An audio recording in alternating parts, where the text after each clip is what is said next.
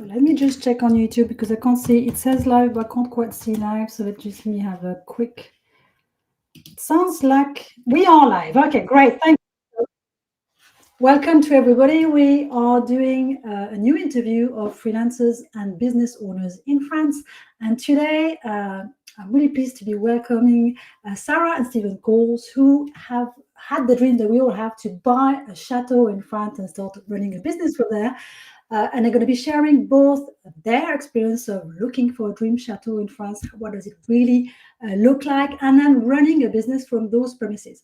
So for those who don't know me, I'm Valeria Stone. I'm the founder of Start Business in France, and I help expatriates moving to France prepare, create, and manage their freelancing activity or their small business so they can develop their activity and enjoy their new lifestyle. And today, as I just said, you can see them on screen. We are welcoming Sara and Stephen Cole, who bought in 2021 a chateau in Saint-Germain-des-Prés in Dordogne. So it's the Périgord Noir, southwest of France. And they moved from Ontario, Canada to France. One day they woke up and decided they were going to buy this dream chateau. And today we're going to be talking about both sides, looking for this dream property. How do you make it happen? And how do you create a business from there? So without further ado, I'm going to introduce you to Sara and Stephen, and maybe you can introduce yourself a bit further than what I've just said. Sure. Right. Bonjour à tous. I don't even know where to start. How do you, so first of all, how do you wake up one day, maybe you were both in Ontario, Canada, say, oh, I know what, we should move to France. Not only move to France, but then go and buy a chateau. How does that happen? It was a story that started a little bit longer than that. I think Stephen and I had been looking at moving to Europe for quite some time, and we talked about it seriously about 10 years before the move to the chateau happened. And we sort of looked at some places in France and realized how affordable property was here. But the timing wasn't quite right for our family and our career. And then COVID happened, and you have a little extra time on your hands, and you start thinking about what you're going to do when COVID's over. And all of a sudden you find yourself looking at online listings in France again, and then you start looking at chateau listings. Yeah. And BBC creates these crazy programs like Escape to the Chateau and Chateau DIY, and that does not deter you at all. And then here we are. Yeah, and I think COVID was really sort of a push moment, I think, for us, simply because both of us were both working professionally full time, and of course we were working from home, as most people were, and as Sarah said, we were getting a little obsessive about looking at properties, looking at all those wonderful things, and then one day I turned around and said, okay, well, what would have to be true for us to buy a chateau in France? Because it started becoming more and more enticing, and the more we looked at it and realized that we could actually do it, the more it sort of pushed us in the direction of, okay, well, let's see what we can do about making this reality. So that was the start of the story. Yeah. It's a game we'd played in the past about, it's just a thought exercise. What would have to be true for us to follow this dream? We would never do that. That would be crazy. But what would have to be true? So. Yeah, that's really a good way of asking the question, because you're already starting, okay, well, if we wanted this to happen, you into the action mode. It's like, okay, what is going to be the first step? So basically you decide this, and what you said, you Google chateau for sale in France. How do you go and look for a property? Did you look for specialized agencies that were doing chateaus? Or? We didn't at first. No. There are a couple of brands that are particularly good at advertising properties to the overseas market. So Silex and Leggett was the one that we landed with, and they were really responsive and helpful. And from them we got to know other ways of looking at properties. So we found Sologer, which is the very popular sort of multi-listing service that a lot of people would be familiar with overseas. Mm-hmm. And just a good entertainment when you're locked down in COVID is looking at I guess so. So you were waiting for COVID to happen, and then what do you happen? You moved to France. You had several trips to look for properties. I guess for somebody wanting to move to France, often they might do 1, 2, 3 trips to look for properties, come for a long weekend, and then smash up like 4 properties in one day. But I guess when you have to look for a chateau, it's like just look for one property and you have so much ground to visit and so many rooms, you probably can't fit that many in one day. So how did you go about this? Did you have to go several times? Or did you come over on a long stay? Well, after we had sort of done a lot of research online, the next step for us was to move to France for a couple of months and actually live the life. We had traveled to France a number of times in the past, so we were very familiar with sort of the culture, but we'd always seen it as a tourist. So we decided this time, let's spend a couple of months just actually living the lifestyle and see whether it's for us. And when that happened, we were here for 2 months. We rented an apartment and spent 2 months in beautiful Dordogne. And then we started to then look at, after we'd looked at all the properties online, there was a couple that we had seen that we thought, okay, well, let's go and check that out. We chose the Dordogne area because it's kind of central, and we were able to kind of go north and south, and it was a good launching point. With the knowledge that we knew we didn't want to be as far north as Brittany or Normandy. Yeah. Because we were trying to stay from Canadian weather, so we didn't want the whole. And for Chateau, it's also a great place because you've got so many beautiful properties. There are so many chateaus in a very close area. And also it's very popular for people coming on holidays because you have nice airports not so far to be able to go and look for your guests. That made me laugh because when I was thinking about you looking for property, and not so long ago, I don't know if you know the program, the Parisian Agency, when they sell a lot of properties, and there were it's an agency that was selling a chateau in Nantes, and then they had to visit the property to assess the price. But then the property was so big because you had like the outer buildings and the land that they had to go on bicycle and horses to go around and check the property. So how long did it take you to visit the chateau? Did you say, okay, like it's like a 3-hour gap each time, and we're gonna have to go? Because when I look at your property, I don't know whether we'll be able to show pictures, but people can go and check manorandmaker.com. It's got a very sharp roof, one of those Dordogne very sharp roofs. So you have to go all the way there. Like Stephen was checking the roof to make sure it was good enough. And like how did you do that part?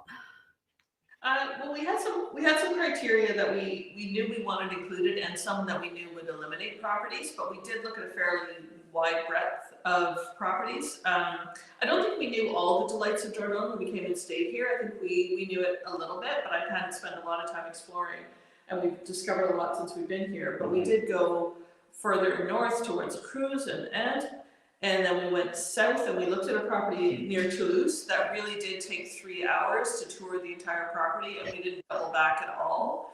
And I think after looking at that property, we went, okay, that's too much. Yeah. You know, it was within budget, but the scope of work, even if there were no travaux à prévoir, if there was no work to be done on the property itself, even just the maintenance was just too much for us as a couple.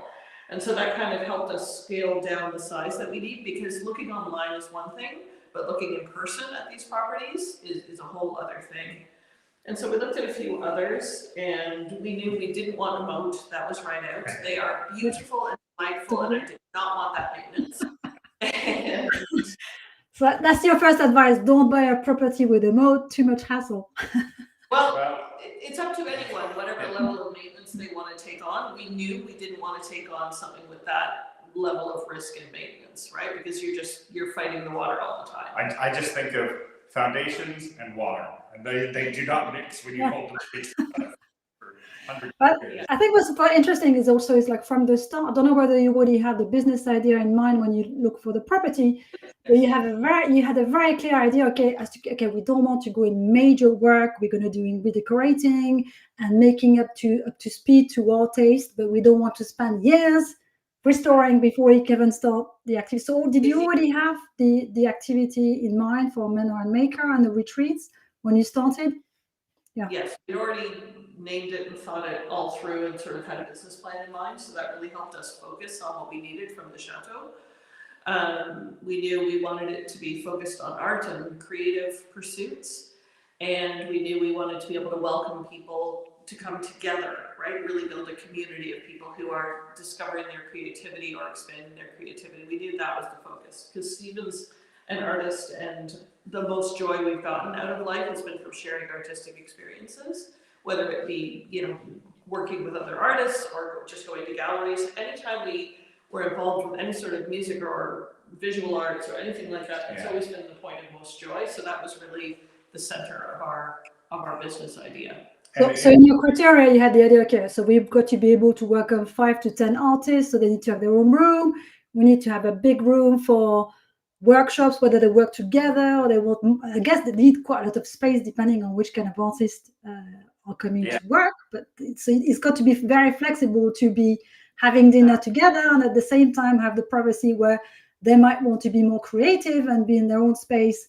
I guess with the Chateau, the advantage is you've got so many rooms that you can treat it that way.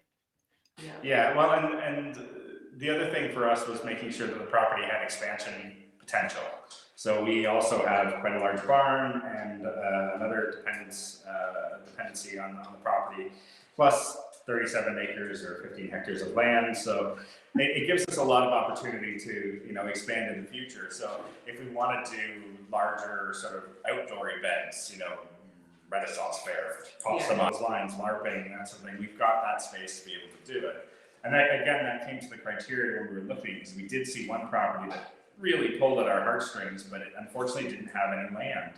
And we thought about that quite a bit, but because we had an idea of what our business was going to be, we wanted to make sure that it had what we needed to make it work. So that's probably one of the best tips that we can share with anyone today, is like make sure the property matches your business project or the development that you want to have. When we talked before, you mentioned to me that before you did put an offer through on the Chateau, you went to see the mayor, the mairie. So the mayor is the local representative for the state, or who's running the village, the mayor. So can you tell me why you went to see le ou la maire? I don't know whether it was a female or male, but le maire. I knew it was really important in French culture. I knew that there was a lot of local support or lack of support that can happen through the mayor's office. And we knew it was really important that we have a good relationship with whoever was in the mayor's office, and that they were looking for someone to do the type of activities that we were doing. Because we are coming into, the Chateau is in a town of just 500 people, so it has a big influence on the local area. And we wanted to make sure that that wasn't going to either disrupt the lifestyle, or at least was going to add to the lifestyle that people have here. And so we had a good discussion with the mayor about, is the business that we are going to run, is it going to be welcome here? Is it okay that we're foreigners coming to buy the Chateau? And it turns out all of that was absolutely welcome. The previous owners for the last 10 years, 15 years had been, the gentleman was British and the wife was from Reunion.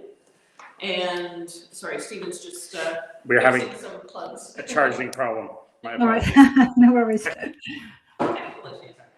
Yeah, so we just wanted to have that conversation with Mary, so we knew that we would need their help with a lot of the work that we were going to do, or at least their support, and to know that we could be a part of the community as well, because it's important to us that the Chateau be part of the community, and that we are able to give back. So that was really important to us, and we needed to have that discussion before we put an offer in.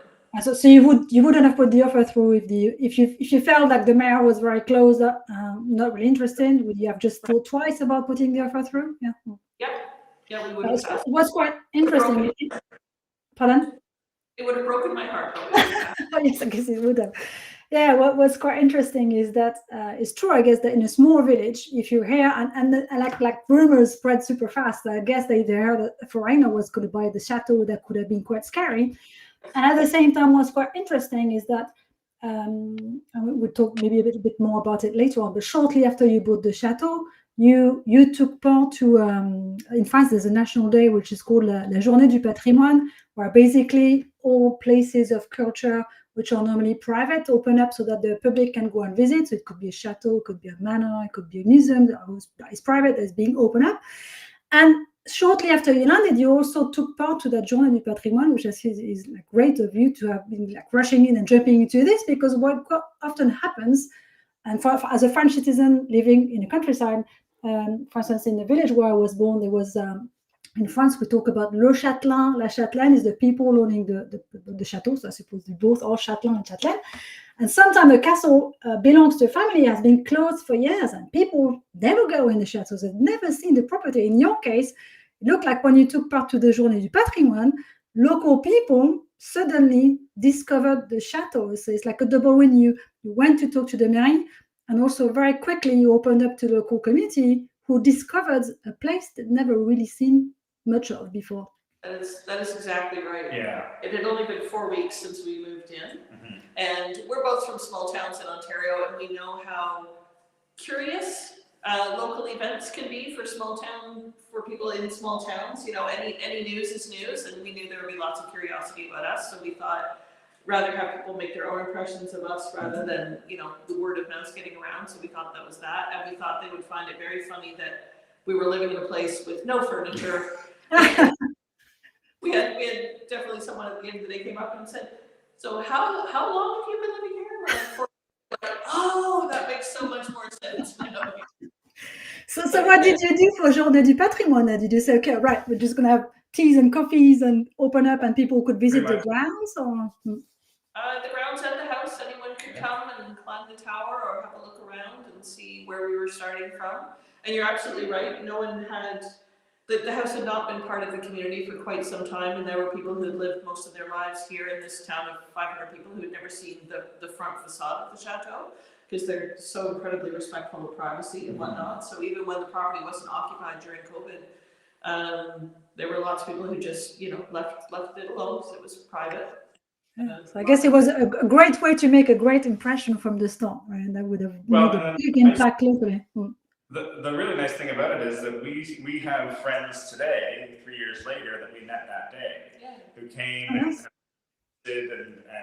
actually made some really great contacts, and people who have, you know, joined in and sort of helped us with our first few events and trying to connect us to other local people in the community. It was absolutely a massive benefit to us to be able to open up and meet all these new people.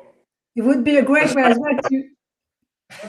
Sorry, go ahead. Sorry, I didn't hear that. Sorry, I did. I said, despite my horrible French.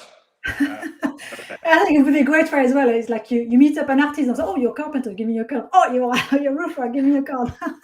You're a chef, give me your card."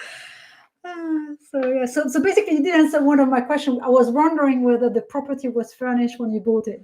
So it wasn't furnished at all. So we had the option of buying some of the furniture from the previous owner, and a lot of it just wasn't really to our taste. It wasn't, you know, it wasn't horrible by any means. It just wasn't the vision we had for the chateau. Yeah. So the chateau has many different styles attached to it, and one of it is neo-Gothic, and the furniture that they'd chosen was more of that Gothic style, so really ornate and heavy and dark woods, which is beautiful, but not really flexible for artist workspaces. You know, when it weighs 200 pounds, it's kind of hard to push it out of the way when you need to create space for artists. So we bought the dining room table, we bought a bed set, but that was about it. Yeah, we essentially picked up a couple of pieces that were going to be difficult to replace or were too large. You know, like the dining room, for example, a table sits 12, and for us to find a table that's in such great shape with 12 beautiful chairs,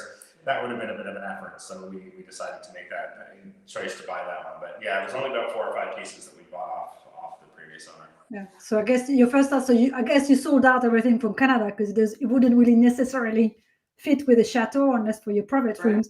Then you had to hit the brocantes and the antique. Yeah. A lot of people would love that. We purged an awful lot from Canada. We pretty much, well, fortunately, the person who purchased our place bought quite a bit of furniture as well, which was great. But no, we brought one piece of furniture with us. Everything else was just personal effects and clothes and that sort of thing. And as you say, we then hit the brocantes and the Emmaüs and the Vitranier and the antique shops. The great place online, because you can always find. I guess for Chateau, what may be tricky is that basically the rooms are so large that you also need to have the furniture which has the scale of the rooms. But if you go to some of the antique place or the smaller places like you mentioned, they also have large large pieces of furniture that people don't necessarily want nowadays because it doesn't fit in with modern style. So, so people, I will share below the video the different links to go and see your website, so manorandmaker.com, and your Instagram account, which is the same name, and YouTube channel.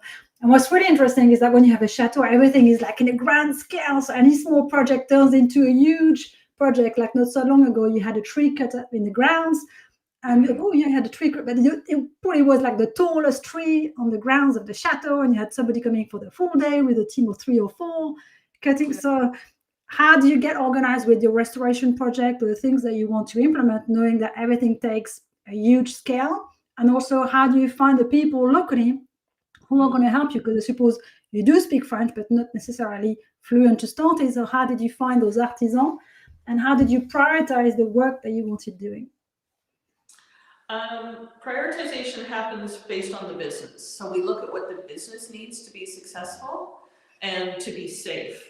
So when we started looking at the trees, we knew this year that one of the horse chestnuts had died and had to come down because it had been dead for a year or 2. So, obviously we don't want accidental trees falling over on people. So we had to find an arborist. And some things are easier than others, depending on what local trades are available. We're lucky in the Dordogne that there seems to be a good number of trades available. We have friends up in Amph who have a terrible time getting trades. And mostly it's word of mouth, I would say. We're lucky that there's a couple of electricians based in Saint-Germain-des-Prés, so we just found those through the mayor's office, and that's been good. And I forget how we found Gavin. That was a recommendation from a friend? Recommendation from a friend. Fortunately, we sort of got connected with a bunch of other people who were also doing something similar as far as buying a chateau and doing upgrades. So that network of people has been awesome to try and tap when we have a problem. It's like, okay, who are you using, or maybe we suggest this person, or even locations to find find resources and things like that. It's been really useful for us to be able to talk to other people who are doing the same thing, because as you say, the scale is completely different. This isn't stuff exactly. like even our lawn equipment and stuff like that. This isn't stuff that you can just buy off the shelf at your Brico Depot. This is you need to go to a farm store and you need to exactly. It's like even the lawnmower. It's like a tractor. It's not a lawnmower. It's not even for a gîte. It's like for a chateau.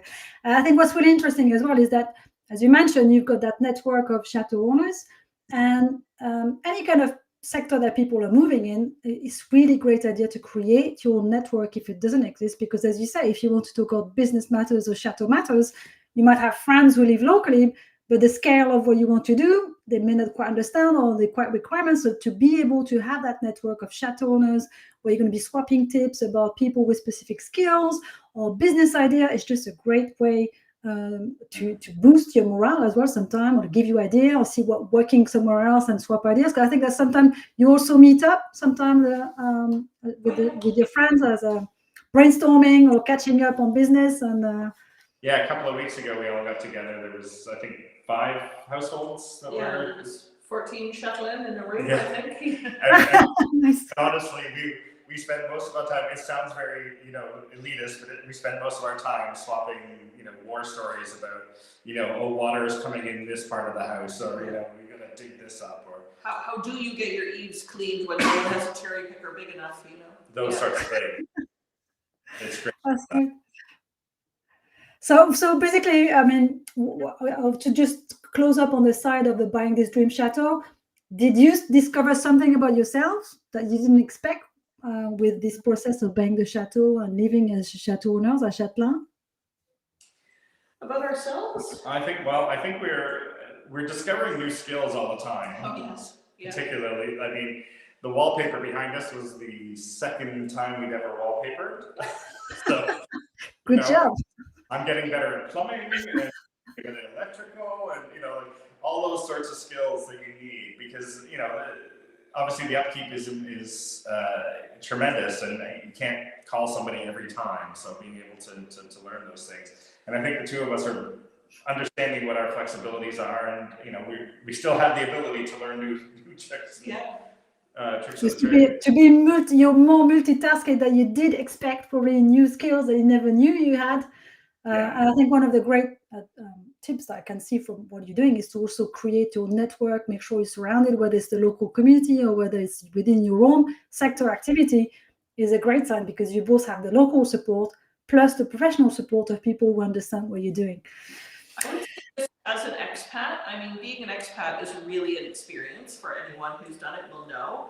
And having friends here when you land was such a boost for us. Having not just Chateau owners, but just having friends, either locally or anywhere in France that we could reach out to, so that we didn't feel like we were navigating this space in this new country and new culture all alone. It was such a huge boost. Yeah. So I mean, we've heard from some other expats different ways they've made connections.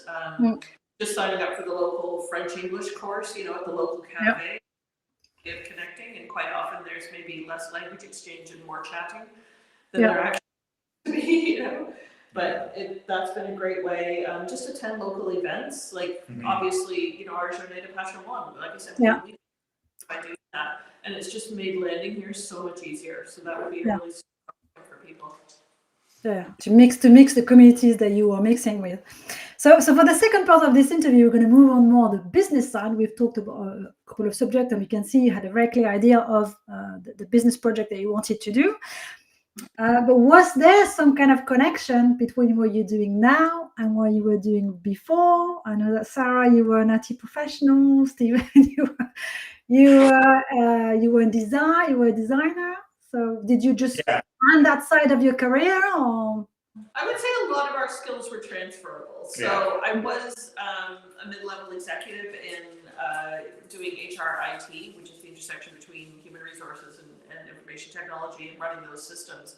And being a leader and having to manage large-scale projects and having to manage large budget projects and just having that general business knowledge and the analytics knowledge, all of that is transferable to any other business. And likewise, having a branding expert on board has been wonderful to develop our brand and what we're doing. So all of that is transferable. Did we have experience in the hospitality industry? You worked at a small local hotel some number of years ago. When you were students? I think that's where I shake my head a little bit. But obviously the two of us have had professional careers. Both of us have managed people. Both of us have had to deal with, you know, corporate environments. So it gives us a lot of, you know, skills to lean on. But it is the hospitality side of things. It's, you know, inviting people into our home. It's you know, running events. We're enjoying it very much. I think for me, with it, because I do have an artistic background, I am a graphic designer as well, and inviting people who are like-minded is really, really exciting for me, and that then allows me to be more excited for them. So, you know, the experience kind of comes together almost holistically, that, you know, we start sharing ideas, we start sharing thoughts, and start, you know, creating together, and it just makes it a really nice environment to be in. Yeah, so you are connected because there's that part which is linked to you as an artist, as a painter, and as a creative person. So you understand them. So maybe tell us a bit more about the services that you are offering through Manor Maker. So it's creative retreats at the Chateau. So can you tell us a bit more about which kind of people are coming in, how it's working, what you provide, what kind of services you're providing? For sure. So we are looking, as Stephen said, to really build this community and build this. We describe ourselves as geeks, and we love it when people can geek out about the thing that they're really excited about. So when you're super passionate about something, some sort of creative pursuit, even if you're not good at it, if you're just excited about it, that's the energy we want. We want that flow of energy between people who are unabashedly excited about what they're doing, whether that be painting. We're doing silk painting this year, we're doing mixed media, we're doing encaustic art, we're doing writing retreats. We're doing writing retreats. We've got storytelling workshops. Content creators are coming. So people who do Instagram for a living, we're doing a retreat with them, and it's just people who are super passionate about that and really want to exchange an event with their community. We're also doing our own projects. So we have an art exposition every year with the town. So the town has their fete at the end of July. The last weekend of July is the Fête de Saint-Germain. And for the week before, we opened the Chateau as an exposition space for artists. So we'll put out the artists shortly and put an exhibition together. And then this year on the Saturday, we are adding one of my passion projects and one of Stephen's passion projects. I'm very into historical clothing making, sewing particularly. I'm not good at it. I'm enthusiastic about it. She is good at She it. is good at things, the videos. You're good at it. Enthusiastic about it. But the idea is to have what we call the Belle Époque en plein air. So combining a plein air painting event with a Belle Époque costume. So people could come and paint, people posing in costuming. And that's on the Saturday of the Fête. So that'll just be a one-day event. Yeah. And then we run week-long retreats. And we're just really want that shared creative passion experience. People who are just super, super excited about what they're doing. And we're doing it in a way that's, we're not looking to intimidate people with luxury, but we also want to offer them the finer things in life. Mm-hmm. So coming and enjoying a Chateau experience and eating off porcelain and using the silverware and things like that, but not in a way that intimidates people and gets them all wound up about, I can't touch anything because it's luxury. It sparks your creativity to be in such a special space, really away from your own workshop where you might create usually your, and in a different experience and having the outer ground. So you have that shared experience with other artists, and at the same time you can go in your own space and look for your creativity. And that's what I like about the Chateaus going into this kind of sector, is that we're going back to the old times where the Chateau was a place where people would come and create. There were loads of artists coming in, whether it was for the garden, the statue, the painting. So we're going back to that. And for many chateaus where they've been closed for years, it's nice that you get that creativity coming back to a place like this and sharing a place as a community. So as I see, when you're providing your services, so there's some events that you are holding yourself, but then you also, as a preparing things. So for instance, you might have an artist who say, okay, I want to do a workshop. I'm going to do some a writing workshop. I'm going to invite people in, but I don't have the space at my house to actually do that workshop or that retreat. I want a place where we're going to have a chef, we'll have our own rooms, there'll be rooms to work, we can work outside. So you doing all that support part, which can take a lot of time for an artist or for a creative person. And that's the nice thing. So they can focus more on, they're going to prepare their week and sell it to people who be interested, but you're going to be doing all that support for them so they don't have to worry about it. I think one of the worst things for many people is that for instance, I have some writers doing retreats, but when they go somewhere and they also have to keep looking, oh, is dinner ready? Is the coffee break ready? Where are we going to go and do that? So when we break up into smaller groups, it's such a lot of hassle to both what I call animate the workshop and then doing the support. At least when you come to a chateau like yours, not only do you have the beautiful surrounding and unique experience, but then you don't have to worry about that side of cooking, or is there some kind of allergies? Do we need to do special meals and so on? They can just rely more on you. So I think for people watching, they can also get in touch with you. If they're looking for premises, a place to do an event, they can get in touch with you, whether it's someone as an artist or someone also interested to come to your events. And in that case, I would refer them to your website, Manor Maker, where you have your list of different events coming up. I know some are busy in May, but you're doing more in October and so on. So you keep adding to them. You can check maybe by subscribing to your newsletter. The thing we ask of our facilitators is that they have adult education experience, because it's one thing to do an activity, it's another thing to teach it to adults. So that's really our criteria, is that you do have some adult education training or experience.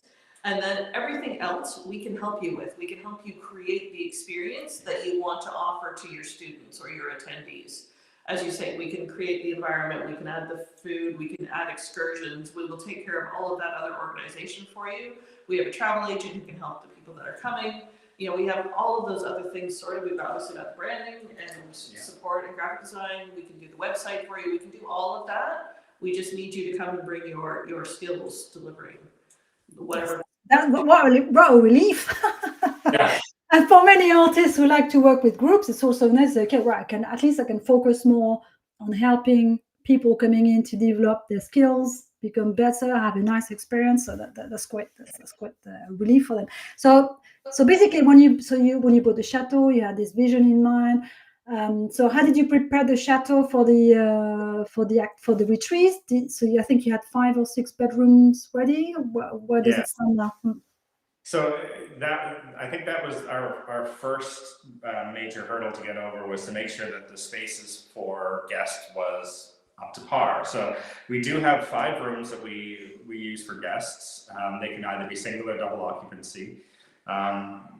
The way we look at them, they're all beautiful rooms, nice big rooms. They're, very comfortable. And as we go year over year, we'll just continue to add more luxury to them, make them even more comfortable. And then, of course, all the common spaces that are available, we wanted to make sure that they are flexible, so that we can, change things up as necessary. And as I say, we have some outdoor space and some outbuildings as well.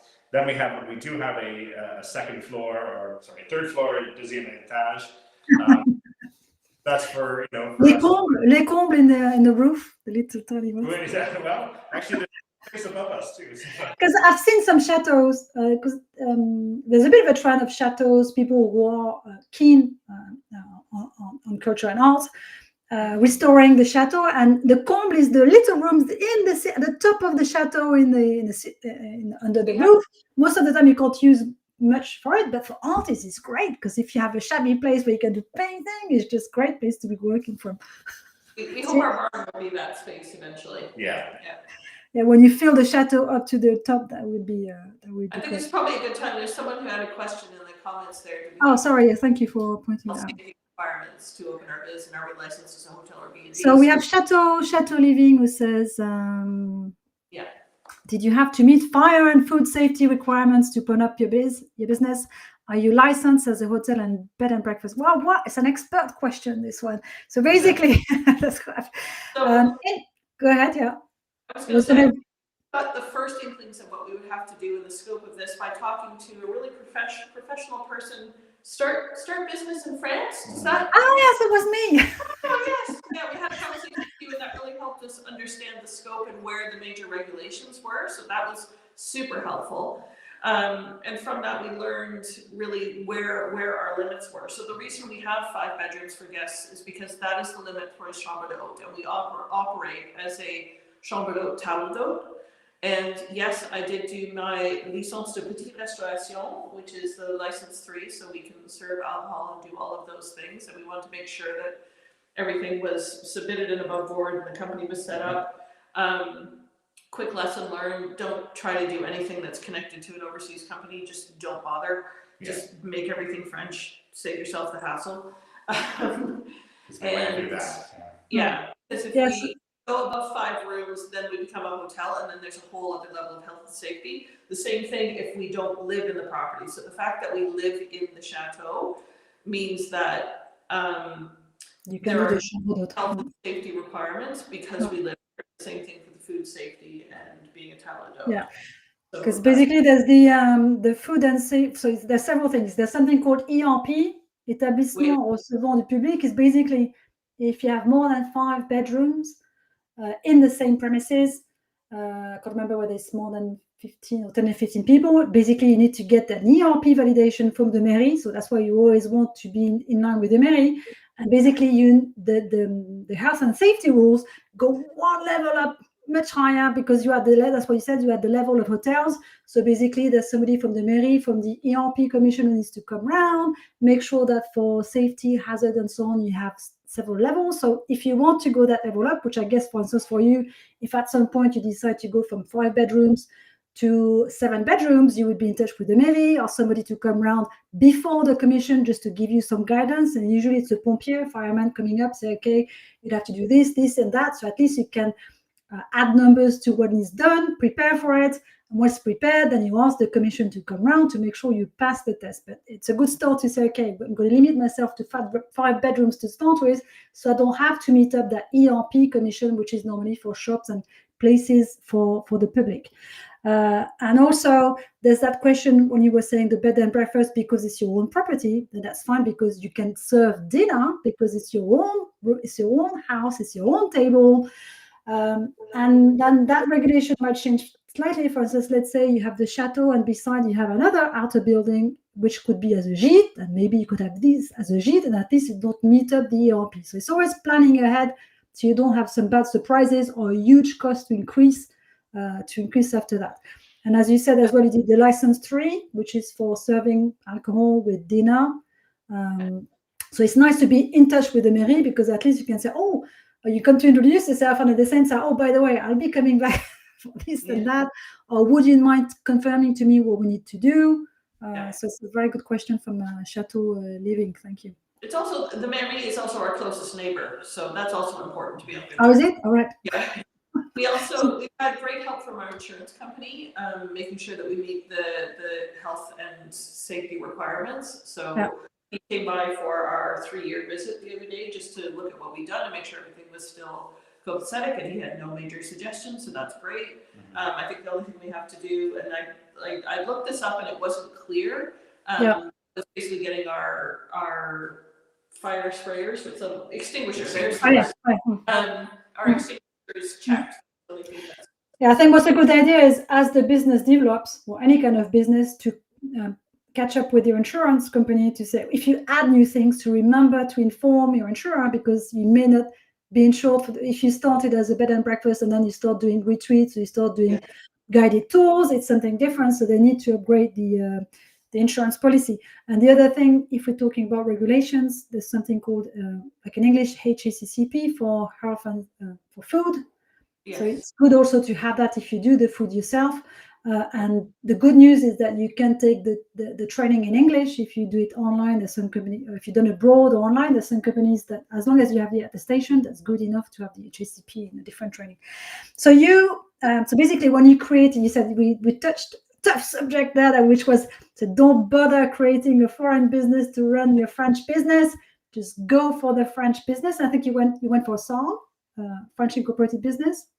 We Canadian incorporation before this. A while back, I was a consultant for a long time, and Stephen was using the business for freelance long before we moved to France. And we did create a French subsidiary. So we went to a comptable, we went to an accountant, and we said, help us set up this business so that it conforms with French laws and, is a good French company and that we're following all the rules. And so we decided to create effectively a subsidiary of the Canadian company that was a French company. And that all went smoothly and got approved and everything was fine. But we found in practice, when we presented that French subsidiary as a business to other French companies, they had no idea what to do with it. We couldn't get a bank account as for a French company because à l'étranger, there was some sort of connection to foreign, and they wanted nothing to do with it. And just any time we had to present the business, we couldn't quite check the box of, is it an SAS, is it a URL, EURL, is it, one of the SASU, one of those. We could never quite tick that box because ours always started with à l'étranger. So it had this foreign connection. It just made everything more difficult. So effectively, we've split the two. We're going to continue with having the French subsidiary to make sure everything's tidied up correctly. But business going forward is going to be with SAS Manor Maker. SAS, okay. So yes, I think because the first one you were mentioning is when it's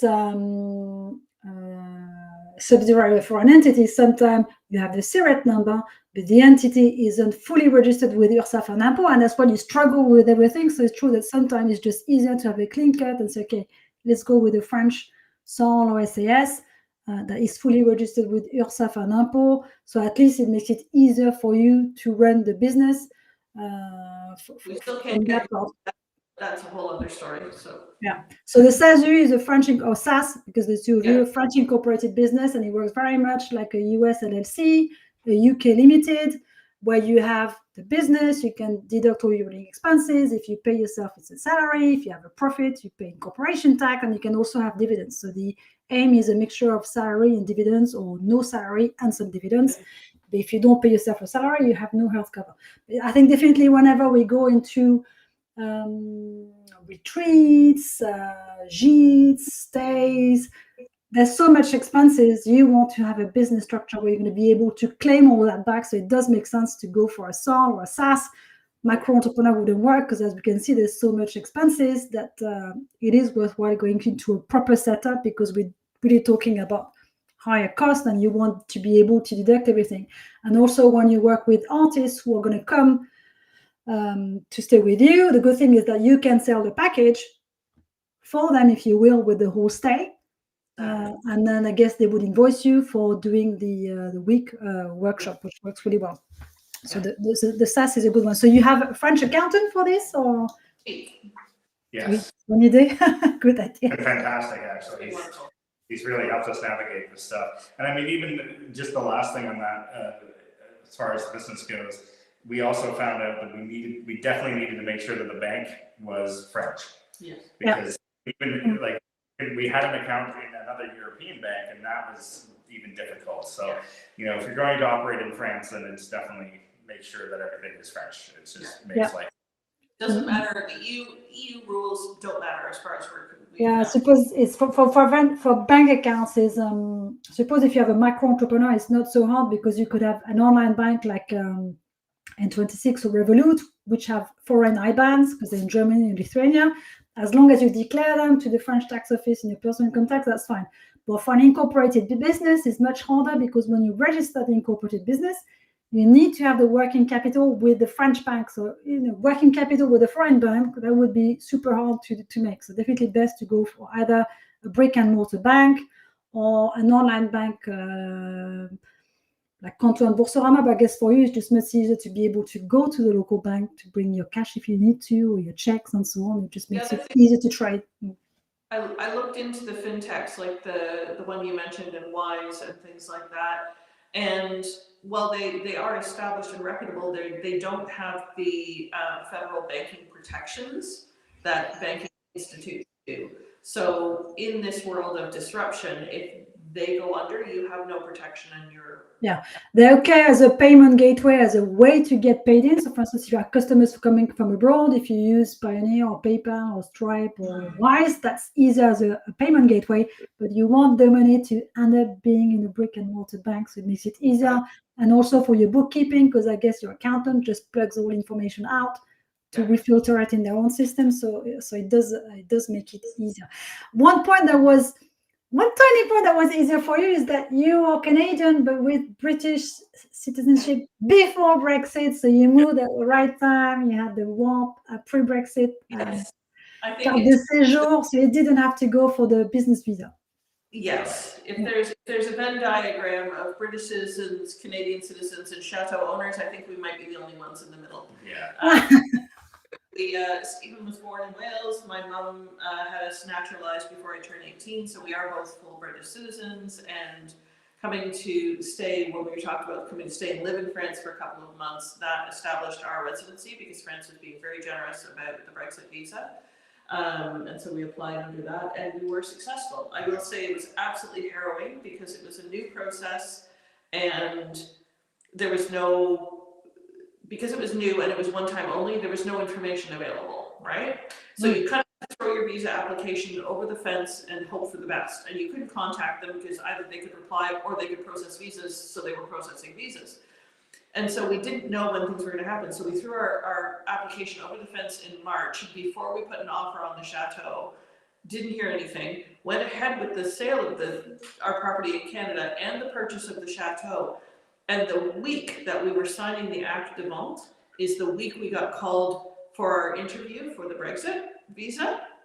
But because we started before we put the application in, or before the sale went in, we were staying with friends in another department, and so the lady in that department didn't know what to do with us and kind of folded up our papers and shoved it back to us and said, sort it out in the Dordogne. And the week buying our Chateau, we're now in limbo because there's no process for this sub-process and nowhere to ask information. So it was we are very grateful that France gave us the Brexit visa, and they did the best they could in the situation. But for us, it was very stressful at the time. It was extremely stressful, and I mean we got lucky, but we actually were facing the potential of being homeless with a Chateau in France. Because we I suppose, exactly. I suppose that's the tricky bit for people watching this interview and who might come from non-European countries and therefore needs a business visa. It's always the question of the chicken and the egg. It's like, chicken and the egg question when you buy a property is okay, but when you buy a Chateau, it's a bit scary.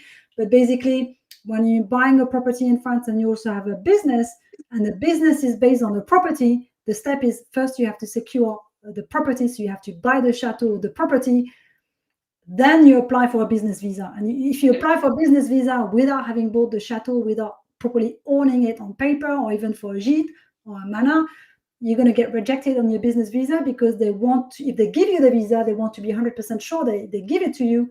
You can run your business, and if the sale falls through, then they would hate it. So really the step is, unfortunately, you have to take that leap jump of, okay, we're going to buy this property, and then we do for business. It's very unlikely that say no once you buy the property. They would say no if you were breaking rules, you were breaking laws. It would look like you would make no money. But if you own the property, for them it's like a secure thing to say, okay, that person is halfway here. That's going to make it easier. So it is definitely scary. And for anyone going through a business visa process, there's always that really stressful time of you closing your life in your previous country, you're about to come to a new one, but in between you're pretty much homeless. I always have customers who end up couch surfing at their friends' places until they can move over, and it's really, really bad. I mean, we have very good friends of ours who are they're from America originally, and they had to go through that process. And just talking to them about the lawyers and accountants and everybody that they had to hire to get the proposal done properly to get their specific visa. And they'd actually purchased their chateau sight unseen. Now they had somebody go and review it for them in person, but they purchased it when they were still in the United States. Because of the travel restrictions, they weren't able to come and see it. So, everything has worked out. They're very happy, but it's a harrowing experience. So that's really two advice we can give is, like, remember that you'll have to buy the property before you apply for the business visa. And also it's easier to go for a clean cut. Don't necessarily try to make a subsidiary of a foreign business, because you're going to make it much harder for yourself. And especially if you come from Canada and the US and you don't have a foothold in France, you'll never manage to open a bank account until you live here. So it's just easier to say, make the project look smaller to start with, so you can get started, and then once you're here, you develop it once you're here. So it's just if you're an expat, learn the word boucle. Boucle. What is that? Boucle. Yes. The buckle. You get stuck in these loops of oui. La boucle, oui, ça. Yeah. Ça can't get a mobile phone without a bank account. You can't get a bank account without a mobile phone. You can't get a bank account without an address. Exactly. You're pretty much a no one until you got a utility bill. What I say to my customers is, your first aim once you move to France is to get a utility bill, get a gas bill, or EDF. That's what you want, because then you can get the mobile phone, you can get the bank account, but without that, it's a bit of a tricky thing to do. So basically you started the business from scratch, and what you've been really good at is actually to already build a strong community. You have about 27,000 people following you on your YouTube channel. So at Manor Maker. So how did you build that strong community? We were very lucky to be standing on the shoulders of giants, I think they say, right? Our Chateau friends, one of them was the Chateau Diaries, Stephanie Jarvis up in Nantes. And she had she was on the program, the Chateau DIY, the BBC produced. And during she started doing her own videos, the Chateau Diaries, which is how you can find her on YouTube. And so she created this community of people who were interested in daily Chateau life. And so when we became friends with her, when we started our channel, we naturally got a lift from that. And from there, it's been a lot of collaboration. We found collaboration really important in terms of building our channels and our social media presence. So do you do like interview each other, or how what do you mean? We just go and hang out with each other and just share our lives and experiences. And also it's a wonderful thing in our community that we are very much about enablement and not competition. It's collaboration, not competition. We feel that there is more than enough to go around. Like the number of eyeballs on YouTube is really big, and we think there's people willing to watch more than one channel. So it's fun for the viewers to see us pop up at different places. We find they really enjoy that. and see us trying new things and old things. And yeah, it's been a wonderful. Yeah, they're quite addictive because you start watching a video and it's and you're very active because you must be posting a couple of videos per week, maybe. Or?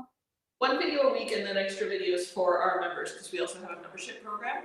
Oh, right, okay, yeah.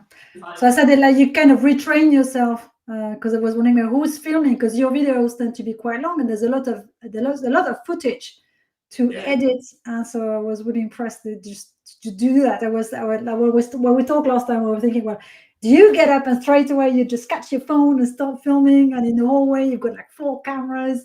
That's how we started, but we're getting a little more as we learn more about it, because obviously it's a whole new skill set for us, just filming and editing and things like that. So now we kind of understand more what our viewers want, and so we're able to structure our filming to give them more of what they want. So they've been really interested in the DIY. So that means that we're not pulling out our phone for every breakfast. We're just putting out, it's like, okay, we're planning to do this DIY today, so we'll make sure the camera is set up to watch us do X thing, right? So I like to structure the videos now so that we have sort of a build up to a DIY project or a small DIY project, and then we share something local about French life, hopefully involving artists and creativity, and then another section of DIY, either wrapping up the project that we started or finishing some other project, so there's a bit of closure at the end. So that's our very general structure now. But one other thing I did want to mention, and as Sarah said, it's been great having a community of other people doing the same sort of YouTube channel, same sort of blog. And I think one of the real keys to that was the psychological safety of it as well. We discussed it for months, trying to decide whether we wanted to put our lives out on the internet. I guess so, yeah. And having people that we can talk to and go, okay, so what is your experience, and how did you handle these sorts of things? It makes it a lot more comfortable knowing that somebody else has gone through it, and we can always reach out. But it's definitely something that if anybody's planning on doing it, if you're planning on the YouTube channel, I mean, by all means, go for it. But understand that it comes with ups and downs.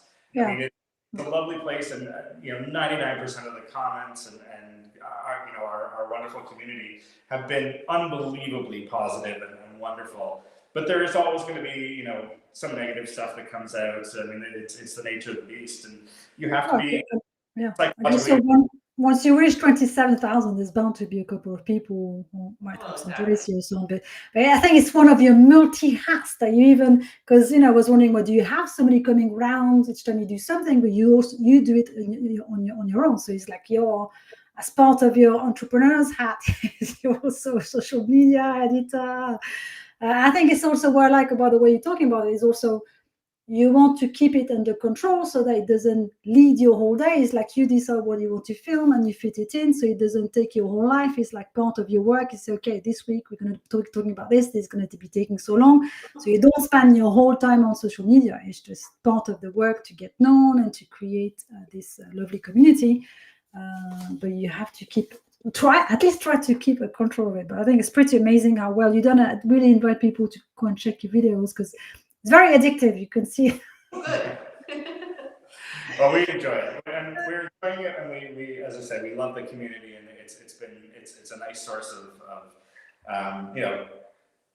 a little bit of sunshine now and again when we need it. Just looking at the comments, seeing how people are reacting. Well, people must realize the amount of work that you're doing, and it's just quite. And also for people who want to live in France or think about living at a chateau, at least it gives you a very good idea of, first of all, what does it look like? Because I think once a year you do a review of the project you're going to be doing or what's coming up this year, and it's really nice when you see your old footage and the new things to see, wow, that's just been 1 year, and there's just so much. That's really nice to see the progress. So maybe to wrap up this interview, we were talking about doing a review what you've done the previous year. What are your projects for 2024, 2025? What are you thinking about? Well, we're hoping to slow down a bit on the DIY. We feel the rooms are in a really good state, and it does take a lot of time away from the business doing the DIY stuff. And we'd really like to focus on bringing in more artists and just having more events. So that's really our focus for the next little while. I'm already planning the events for 2025 and having some great conversations. And I'm really looking forward to getting those launched in the next few months, so everyone can stay tuned for that. And then we'll focus on marketing and growing our community a little bit more. Yeah. Yeah, I mean, number one advice is just keep checking our website, because as we add things, that's definitely the place to go. Also, our social media side of things. But the other thing, now that we've been doing this for a couple of years, it's trying to refine the messaging, trying to refine, how we're going to target to specific things, specific people, and specific groups. How to find our tribe. We always talk about finding your people. Right? Like we just want to figure out how to find more of them. That's yeah, and I suppose so far you've also spent quite a bit of time to get the chateau ready, up to speed, to the standard that you wanted, and now that it's spot on, you can focus more on the artistic side, working with the creative, and letting your own creativity and focus more on the business side. So keep an eye on what's happening. Subscribe to the newsletter, check the website. That's what I would. It's not going to take us 3 weeks to clean the chateau before the start of the season, but Yeah. So you soon will be entering the summer season, and we won't get to hear from you until September, October. You'll be full on. Well, unless everybody wants to come and join us, that's yeah. Come. Yeah. I mean, people will. So basically, if you want to, I will add the links below for your YouTube channel, your Instagram account, Manor and Maker. Maybe subscribe to the newsletter so you can see both the events if you want to attend. Also, if you want to go to the chateau in order to organize a retreat as an artist, then get in touch. That's what I would recommend. But thank you so much for sharing your experience, Sara and Stephen. It's been lovely talking to you, and I think it's so inspiring to see what you've done. To have both, I think it's really nice to have both the vision of what the real life is for a chateau owner, and also to cram in from the start the business side. I think that's what I like about you too, is that from the start, when you look for the property, now when you design your retreats, you always have that business mind aspect as well ready. And I'm sure you also have the artistic, because you can see you're real buffs about artists. And as soon as you go into the costumes, the painting, that's your passion. So it's nice to find a project where you have those two together, both the business side and the passion. I think that's why you make the greatest business, because at least you're motivated to keep working on and developing that community. So thank you so much for joining me today. And I will share the links after the video. Bonne journée, merci, bonne soirée.